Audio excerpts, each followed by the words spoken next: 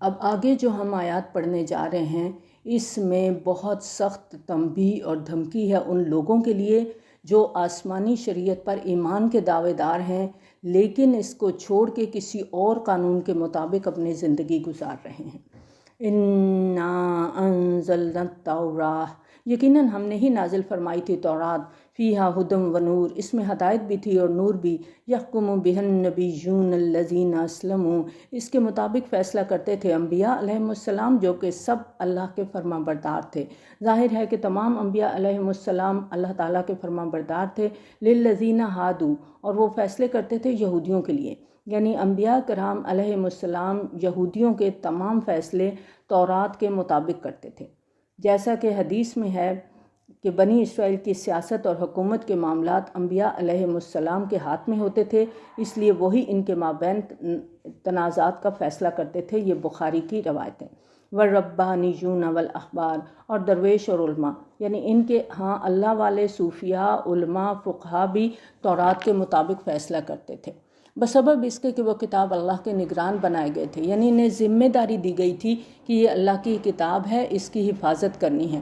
وَكَانُوا عَلَيْهِ شُهَدَاءَ، اور وہ اس پر گواہ تھے۔ اب ان سے کہا گیا کہ تم لوگوں سے مت ڈرو، مجھ سے ڈرو اور میری آیات کو حقیر سی قیمت پر فروخت نہ کرو، یعنی اللہ کا طے کردہ قانون موجود ہے، اس کے مطابق فیصلے کرو، لوگوں کو پسند آئیں فیصلے یا نہ آئیں، اس سے تمہارا کوئی سروکار نہیں ہونا چاہیے۔ وَمَن لَّمْ يَحْكُم بِمَا أَنزَلَ اللَّهُ فَأُولَٰئِكَ هُمُ الْكَافِرُونَ، اور جو اللہ کی اتاری ہوئی شریعت کے مطابق فیصلے نہیں کرتے وہی کافر ہیں۔ وَكَتَبْنَا عَلَيْهِمْ فِيهَا، اور ہم نے اس میں لکھ دیا تھا، کس میں؟ تورات میں لکھ دیا تھا کہ جان کے بدلے جان، آنکھ کے بدلے آنکھ، ناک کے بدلے ناک، کان کے بدلے کان، دانت کے بدلے دانت، اسی طرح زخموں کا بدلہ بھی برابر کا ہوگا۔ پھر جو کوئی معاف کر دے تو یہ اس کے لیے گناہوں کا کفارہ ہوگا۔ کسی نے ایک شخص کا کان کاٹ دیا ہے، اب جواباً اس کا وہ کان کاٹنے کا حقدار ہے، لیکن اگر وہ قصاص نہیں لیتا، معاف کر لیتا ہے تو اس کے اپنے بہت سے گناہوں کا کفارہ بن جائے گا۔ وَمَن لَّمْ يَحْكُم بِمَا أَنزَلَ اللَّهُ فَأُولَٰئِكَ هُمُ الظَّالِمُونَ، اور جو فیصلے نہیں کرتے اللہ کی اتاری ہوئی شریعت کے مطابق وہی ظالم ہے۔ اور ظالم یہاں بمعنی مشرک آیا ہے، کیونکہ اللہ تعالیٰ نے شرک کو ظلم عظیم قرار دیا ہے۔ اِنَّ الشِّرْكَ لَظُلْمٌ عَظِيمٌ، یہ سورہ لقمان کی آیت ہے۔ اب دیکھیے، ایک قانون اللہ تعالیٰ کا ہے، ایک انسانوں کا بنایا ہوا ہے، پھر انسانوں کے بھی مختلف قوانین ہیں، کوئی رومن لاء ہے، کوئی پاکستانی لاء ہے، ایک رواج پر مبنی قانون ہے۔ اب دیکھنا یہ ہے کہ آپ فیصلہ کس قانون کے مطابق کر رہے ہیں، اللہ کے قانون کے مطابق یا کسی اور قانون کے مطابق۔ اگر آپ نے اللہ کے قانون کے ساتھ ساتھ کسی اور قانون کو بھی مان لیا یا اللہ کے قانون کے مقابلے میں کسی اور قانون کو ترجیح دی تو یہ ظلم ہے۔ وَقَفَّيْنَا عَلَىٰ آثَارِهِمْ بِعِيسَىٰ ابْنِ مَرْيَمَ، اور ہم نے ان کے پیچھے انہی کے نقش قدم پر عیسیٰ ابن مریم علیہ السلام کو بھیجا، اور وہ آئے تصدیق کرتے ہوئے اس کی جو ان کے سامنے موجود تھا تورات میں سے، اور ہم نے انہیں انجیل عطا کی، اس میں ہدایت بھی تھی اور نور بھی تھا، اور وہ انجیل بھی تصدیق کر رہی تھی اس کی جو تورات میں اس کے سامنے موجود تھا، اور وہ ہدایت، رہنمائی اور نصیحت تھی تقوی والوں کے لیے۔ وَلْيَحْكُمْ أَهْلُ الْإِنجِيلِ بِمَا أَنزَلَ اللَّهُ فِيهِ، اور چاہیے کہ انجیل کے ماننے والے فیصلہ کریں اس کے مطابق جو اللہ نے اس میں نازل کیا ہے۔ وَمَن لَّمْ يَحْكُم بِمَا أَنزَلَ اللَّهُ فَأُولَٰئِكَ هُمُ الْفَاسِقُونَ، اور جو لوگ نہیں فیصلے کرتے اللہ کے اتارے ہوئے احکامات اور قوانین کے مطابق وہی فاسق ہیں، وہی سرکش ہیں، وہی نافرمان ہیں۔ اب یہاں پر آپ دیکھیں کہ ایک ہی رکوع میں 3 مرتبہ یہ الفاظ دہرائے گئے ہیں۔ وَمَن لَّمْ يَحْكُم بِمَا أَنزَلَ اللَّهُ فَأُولَٰئِكَ هُمُ الْكَافِرُونَ، آیت نمبر 44۔ وَمَن لَّمْ يَحْكُم بِمَا أَنزَلَ اللَّهُ فَأُولَٰئِكَ هُمُ الظَّالِمُونَ، آیت نمبر 45۔ وَمَن لَّمْ يَحْكُم بِمَا أَنزَلَ اللَّهُ فَأُولَٰئِكَ هُمُ الْفَاسِقُونَ، آیت نمبر 47۔ اب یہ قرآنی آیات کو ہم سامنے رکھیں اور ملت اسلامیہ کی موجودہ کیفیت کا جائزہ لیں تو ہم سوچیں کہ دنیا میں کتنے اسلامی ممالک ہیں جہاں اللہ کا قانون نافذ ہے۔ آج تو روئے زمین پر کوئی ایک ملک بھی ایسا نہیں ہے جہاں مکمل طور پر شریعت اسلامی نافذ ہو، اسلام کا مکمل نظام قائم ہو۔ اگر ہم انفرادی اعتبار سے مسلمان ہیں لیکن ہمارے نظام مسلمانوں والے نہیں ہیں، ہم نے اور قانون اپنے ملکوں میں اپلائی کیے ہوئے ہیں۔ وَأَنزَلْنَا إِلَيْكَ الْكِتَابَ بِالْحَقِّ، اور اے نبی صلی اللہ علیہ وآلہ وسلم ہم نے آپ پر یہ کتاب حق کے ساتھ نازل فرمائی ہے۔ مُصَدِّقًا لِمَا بَيْنَ يَدَيْهِ مِنَ الْكِتَابِ وَمُهَيْمِنًا عَلَيْهِ، جو اپنے سے پہلی کتابوں کی تصدیق کرتی ہے اور ان پر نگران ہے۔ یہ کتاب تورات اور انجیل کے مصداق بھی ہے اور مصدق بھی ہے۔ اس کتاب کی حیثیت کسوٹی کی ہے۔ پہلی کتابوں کے اندر جو تحریفات ہو گئی تھیں، اب ان کی تصحیح اس کتاب کے ذریعے سے ہوگی۔ فَاحْكُم بَيْنَهُم بِمَا أَنزَلَ اللَّهُ، تو نبی صلی اللہ علیہ وآلہ وسلم سے کہا جا رہا ہے کہ آپ ان کے درمیان فیصلہ کریں اس کتاب کے مطابق جو اللہ تعالیٰ نے نازل فرمائی ہے۔ وَلَا تَتَّبِعْ أَهْوَاءَهُمْ عَمَّا جَاءَكَ مِنَ الْحَقِّ، اور مت پیروی کریں ان کی خواہشات کی اس حق کو چھوڑ کر جو آپ کے پاس آ چکا ہے۔ لِكُلٍّ جَعَلْنَا مِنْكُمْ شِرْعَةً وَمِنْهَاجًا، اور تم میں سے ہر ایک کے لیے ہم نے ایک شریعت اور ایک راہ عمل طے کر دی ہے۔ جہاں تک شریعت کا تعلق ہے، ہم سب جانتے ہیں کہ موسیٰ علیہ السلام کی شریعت نبی صلی اللہ علیہ وآلہ وسلم کی شریعت سے مختلف تھی، اور رسولوں کا منہاج جو تھا، ان کا جو راہ عمل تھا، ان کا جو طریقہ کار تھا، اس میں بھی فرق تھا۔ مثلا حضرت موسیٰ علیہ السلام کے منہاج کو ہم دیکھتے ہیں کہ آپ ایک مسلمان امت کی طرف بھیجے گئے تھے، بنی اسرائیل کی طرف بھیجے گئے تھے، اور یہ وہ امت تھی جو دبی ہوئی تھی، پسی ہوئی تھی، غلام تھی۔ ان کے اندر اخلاقی خرابیاں بھی تھیں اور دینی اعتبار سے بھی ان کے اندر ضعف تھا۔ وہ آل فرعون کے ظلم و ستم کا تختہ مشق بنی ہوئی تھی۔ چنانچہ حضرت موسیٰ علیہ السلام کے مقصد بعثت میں یہ بات بھی شامل تھی کہ ایک بگڑی ہوئی مسلمان امت کو کافروں کے تسلط اور غلبے سے نجات دلائیں، اور اس کا خاص طریقہ کار اللہ تعالیٰ کی طرف سے انہیں بتایا گیا۔ حضرت عیسیٰ علیہ السلام بھی ایک مسلمان امت کے لیے مبعوث کیے گئے، یعنی یہودیوں ہی کی طرف۔ اس قوم میں نظریاتی فتور آ چکا تھا، ان کے معاشرے میں اخلاقی روحانی گراوٹ انتہا کو پہنچ چکی تھی۔ ان کے علماء کی توجہ دین کے صرف ظاہری احکام اور قانونی پہلوؤں پر رہ گئی تھی اور دین کے اصل مقاصد کو بالکل بھول چکے تھے۔ دین کی اصل روح ان کی نگاہوں سے اوجھل ہو گئی تھی۔ اس سارے بگاڑ کی اصلاح کے لیے حضرت عیسیٰ علیہ السلام کو اللہ تعالیٰ نے خاص منہاج دے کر، ایک خاص طریقہ کار دے کر بھیجا، اور نبی صلی اللہ علیہ وآلہ وسلم کو ان لوگوں میں مبعوث کیا گیا جو مشرک تھے، ان پڑھ تھے، کسی نبی کے نام سے بھی ناواقف تھے سوائے حضرت ابراہیم علیہ السلام کے۔ ان کا احترام بھی وہ اپنے جد امجد کے طور پہ کرتے تھے، نبی کے طور پہ نہیں کرتے تھے۔ ان کے اندر کوئی شریعت نہیں تھی، کوئی کتاب ان کے پاس نہیں تھی، گویا یہ ذلہ ضلالم بعیدہ کی مجسم تصویر تھے۔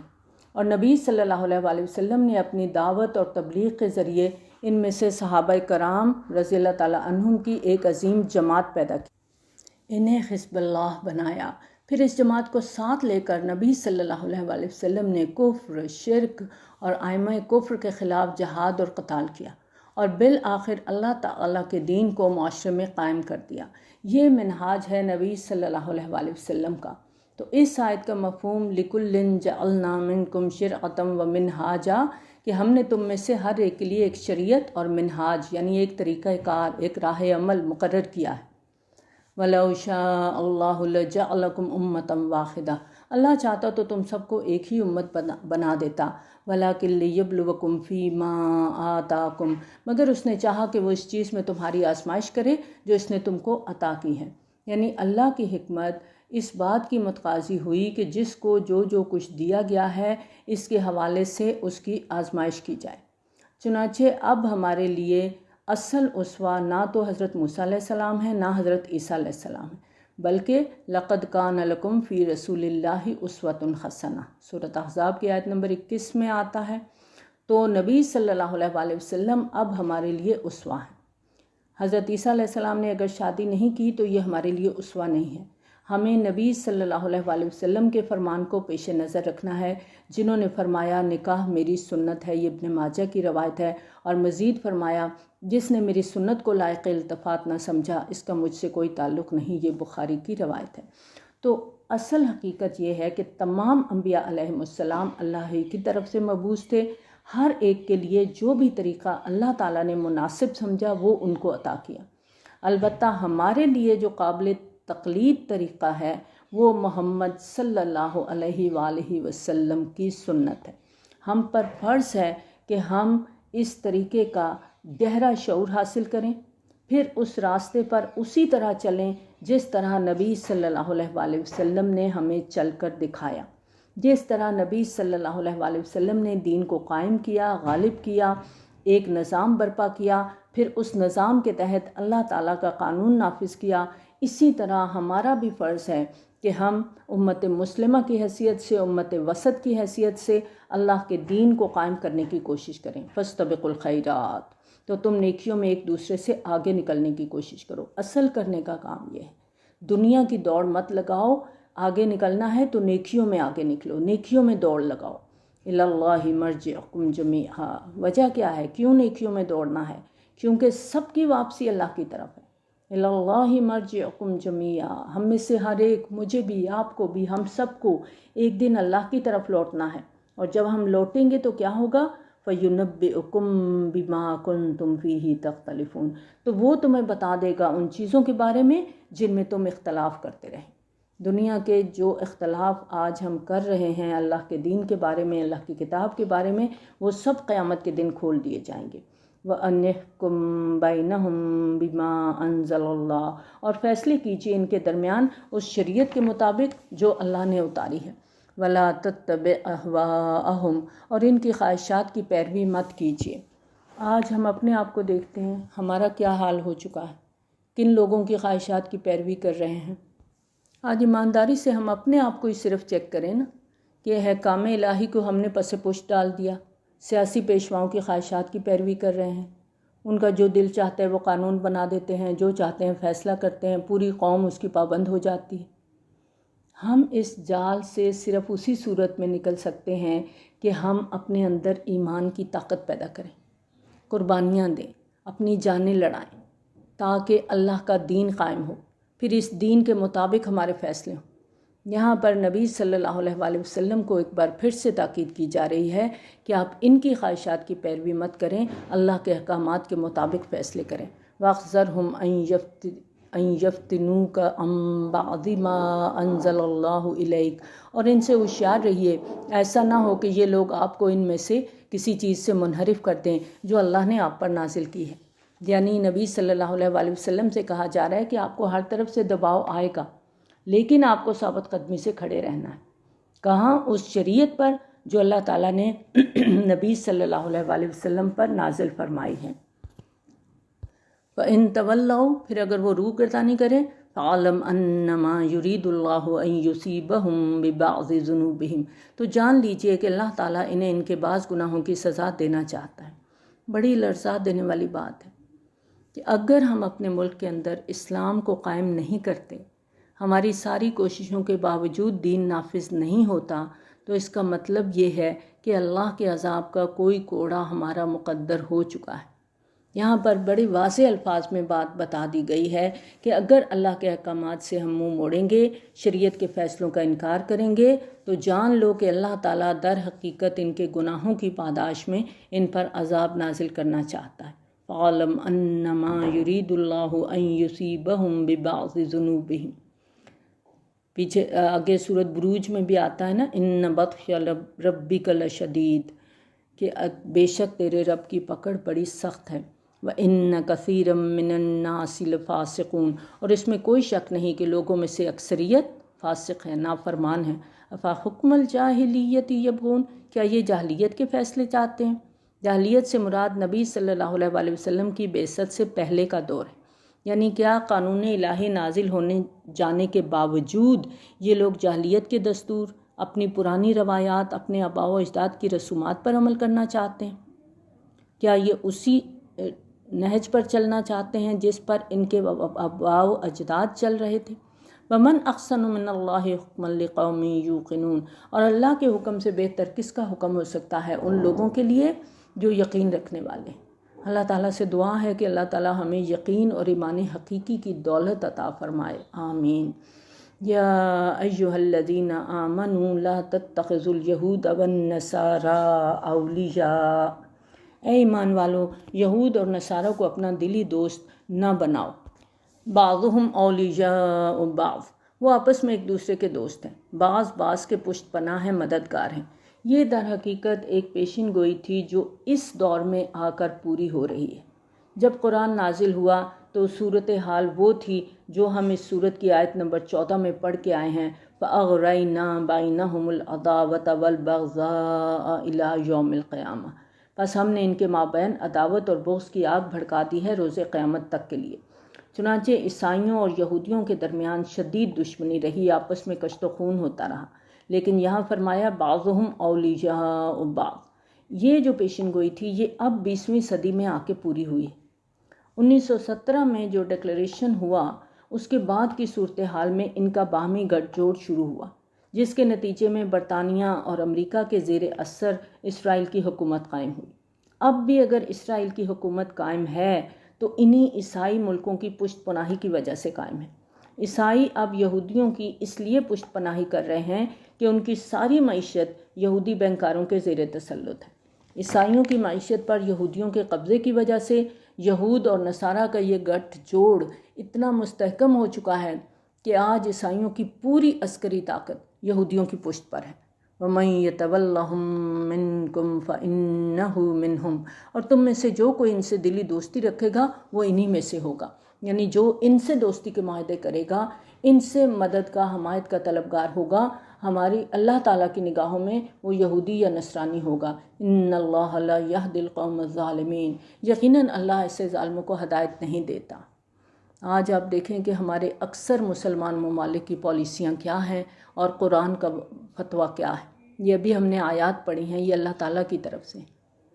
فَتَرَى الَّذِينَ فِي قُلُوبِهِم مَّرَضٌ يُسَارِعُونَ فِيهِمْ، تو تم دیکھتے ہو ان لوگوں کو جن کے دلوں میں روگ ہے، وہ انہی کے اندر گھسنے کی کوشش کر رہے ہیں۔ فلاں ملک سے دوستی کا معاہدہ ہے، فلاں سے مدد کی درخواست کی جا رہی ہے، فلاں سے ہمیں حمایت کی توقع ہے۔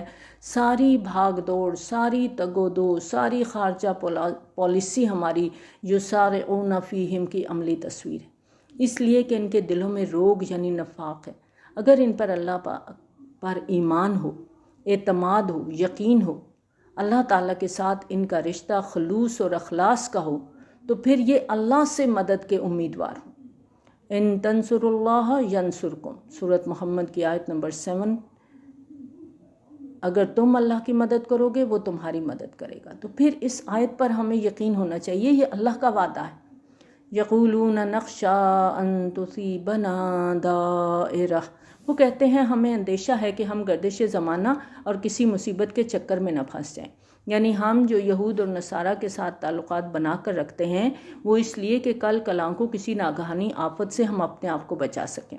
فَعَسَى اللَّهُ أَن يَأْتِيَ بِالْفَتْحِ أَوْ أَمْرٍ مِّنْ عِندِهِ، تو بہت ممکن ہے کہ اللہ تعالیٰ جلد ہی فتح لے آئے یا اپنے پاس سے کوئی اور فیصلہ صادر فرما دے۔ فَيُصْبِحُوا عَلَىٰ مَا أَسَرُّوا فِي أَنفُسِهِمْ نَادِمِينَ، پھر جو کچھ وہ اپنے دلوں میں چھپائے ہوئے ہیں اس پر انہیں نادم ہونا پڑے۔